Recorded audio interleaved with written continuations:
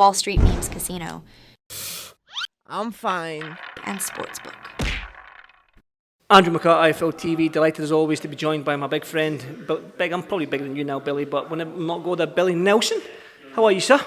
I'm fit. Everyone's good, aye. Good wee win tonight, so well pleased.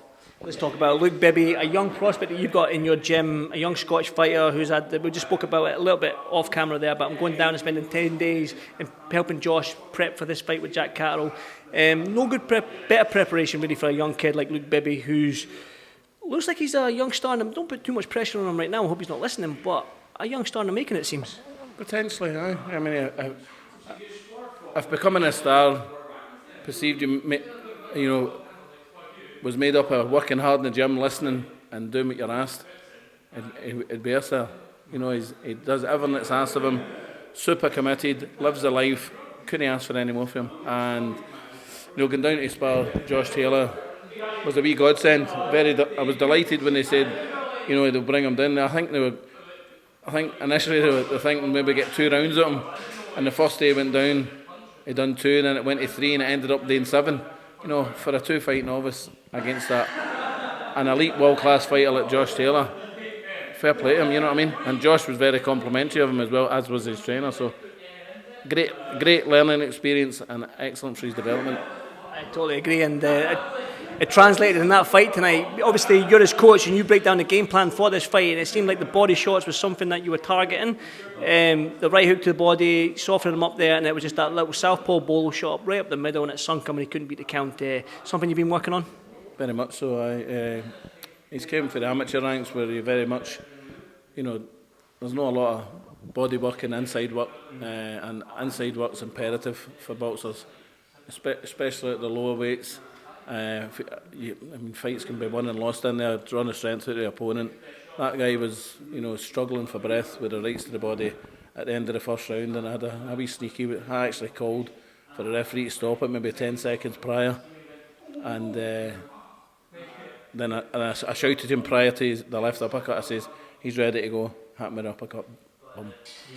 Yeah. Beautiful shot, and I don't want to give myself a pat on the back, but I did shout from the crowd. I don't know if you heard me, William. I did say, "Bring up the middle, Luke." Bolo shots there, and then probably a minute later, he did it. So yeah, I'm excited about Luke because he's exciting, and yourself being in this boxing game, it's all well and good fighting. You've got to be able to bring a crowd. You've got to be able to sell tickets, and he does that as well. Very much so. I would say, if he's not the biggest ticket seller in Scotland, he's certainly in the top 2 or 3, and he will only get bigger. I mean, if something's big happening for Luke next week, he's signing a promotional deal with a big promoter in England, and if they were to run a show in Perth, I reckon he'd sell 500 to 600 tickets himself in Perth alone. Obviously it'd be a smaller show, non-TV show, but why not have a show up there? I'm sure there's fighters up in Dundee and Stirling, surrounding areas that could, be on the undercard. He could fight for some form of title, Scottish title, I think the boy Regan's got the Celtic title, but some form of title, even if it is a Scottish. And bring boxing up to Perth, because I think they've had a Perth show. Produce good fighters up there. They do indeed, that. Well, a fine example there. They've had many good fighters for Perth. Like McTaggart, how good was he? I mean, one of the best ever amateurs. 350 odd fights. So maybe more than that, was it not? Was it huge amounts? So they do produce good fighters up there, but Belfast produced good fighters. And I'll be remiss me not to talk about Lewis Crock. I mean, I seen he was down in Manchester doing a little bit of sparring with Will Crawler and Garen Croft, who's straight off the amateurs, probably bigger than in weight class compared to Lewis. But how was that down there? Because I know how Lewis spars and I know how Lewis fights, and it's probably one of them times I wish I was in that gym to watch them. I think I was as impressed with them as what they were of Lewis. Two good fighters. Williams, a young man, 5-0, 4 knockouts, doing well for himself, and that young boy that you mentioned for Wales, he's going to be a very, very good fighter, that boy. He's going to be very good. He is very good. I mean, he won the European Seniors, won silver medal twice, I think. Speaks volumes. Definitely. Now, William, I know you like to have a wee flutter every now and again, and the big fight tomorrow night, a fight that you've been stuck on, Tyson Fury to beat Usyk for I don't know how long, but you've watched this fight week and how Usyk is and how Tyson is. You've seen the weights. Tyson's almost a stone lighter. Usyk's almost a stone heavier than his usual fights. You change your mind? No, TYSON stop him. 72, fill your boots. Let's get on that Caribbean cruise at winter. How much are you going to put on for a 72 bet? 1,500. I think it's. Is that, obviously betting aside though, is that how confident you are in Tyson Fury getting this job done? Because Usyk is a world-class fighter, and I said to people out there today, and I said, it doesn't matter who you pick, Tyson or Usyk, it's that nip and tuck type of fight that if you pick Usyk, it's fine because it is a good, solid 50-50 undisputed heavyweight fight. So, but you seem to be uber confident that Tyson's getting the job done. I know Tyson. I know how good. There's two people I've been in awe of in boxing in my career that I've seen live. One was Terence Crawford when he fought Ricky Burns. Absolutely fantastic, and he's went on to prove that he's the best fighter on the planet, bar none, in my opinion. The other one was Tyson Fury when I first started seeing him sparring with Martin Bakole. Because whether people like it or not, Martin Bakole's a very big world-class fighter, and I was in awe of his movement, the skill set, and his intelligence in the ring. He has got the ability to set the traps that Martin Bakole set.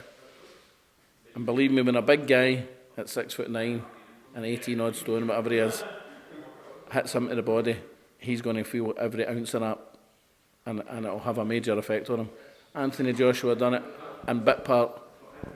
Never really set traps, he just threw it off of 1-2s or right hand left to the body. Happened a couple of times, most of it was blocked with his right hand.